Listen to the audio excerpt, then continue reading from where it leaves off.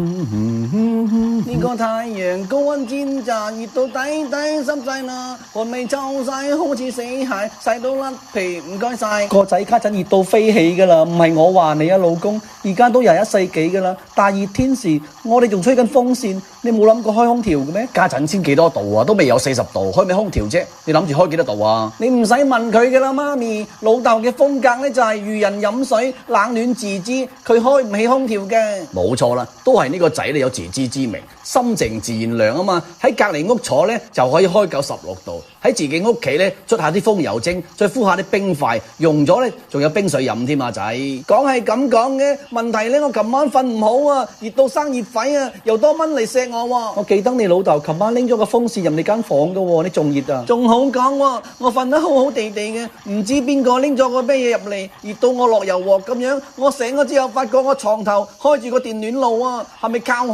我㗎？對唔嗨住啊仔，電暖爐當風扇添，日頭呢你出去運動下咯，個人攰啲呢，夜晚瞓得好啲㗎。你咪玩啦老豆，廣東入夏呢，去邊度都係煎熬嚟㗎，喺屋企瞓喺張床係紅燒，鋪張竹席呢好似鐵板燒，落咗床呢係清蒸，出咗門行下呢鏟過爆炒啊，諗住去游泳池啦，點知係溫水煮蛙喎，翻嚟嘅路上係煎炸，翻到屋企係焗桑拿。咪係咯，咁嘅大熱天時啊，能夠約出去嘅都係生死之交嚟㗎。而家見親面啲街坊都唔問你熱唔熱㗎啦。冇錯啊，而家見親面直接就問你而家有幾多成熟啊。冇計㗎啦，廣東咁嘅夏天，有錢嘅就喺屋企咧等落田播種，好似我哋呢啲寒門呢，等住食谷種㗎啦。有錢講生活，冇錢講生存，我哋寒門子弟點可以講熱嘅呢？唔使 PUA 我哋㗎啦，老豆，你講咁閪多有咩用喎？幾時裝空調啊？細個就咁識彈，叫你媽咪帶你去超市咪得咯，坐喺購物車上面瞓下晏覺咪得咯，冇解決唔到嘅問題，只有慢慢解決㗎。咁你家陣做乜嘢啊？執咁多啤酒又去邊啊？我去邊？我唔似得你哋咁識嘆啊！我而家出去釣魚啊！今晚煎條魚加餸，你嫁俾我，你執嗨到啦！媽咪啊，我知道你而家諗緊咩㗎，